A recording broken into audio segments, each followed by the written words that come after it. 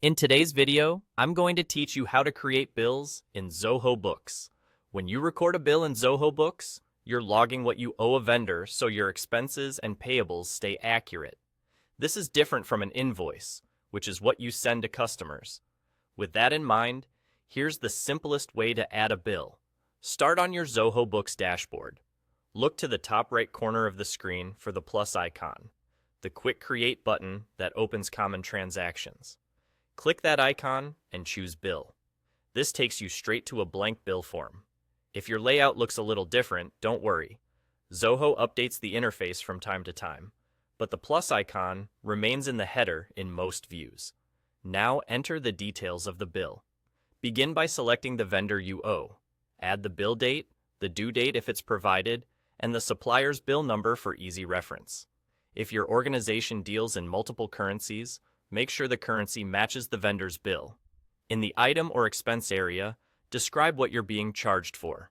You can add a product or service, set the quantity and rate, and choose the correct expense account or item so your reporting is accurate.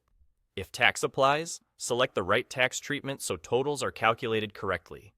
Use the notes or reference field to capture anything you'll want to see later, such as the reason for the purchase or an internal memo. As you enter these details, keep an eye on the subtotal, tax, and total at the bottom to confirm they match the vendor's document. Before saving, take a brief moment to review everything: vendor name, dates, bill number, line amounts, and taxes. Small accuracy checks here prevent reconciliation issues later and make your aging reports more reliable. When you're satisfied, click Save.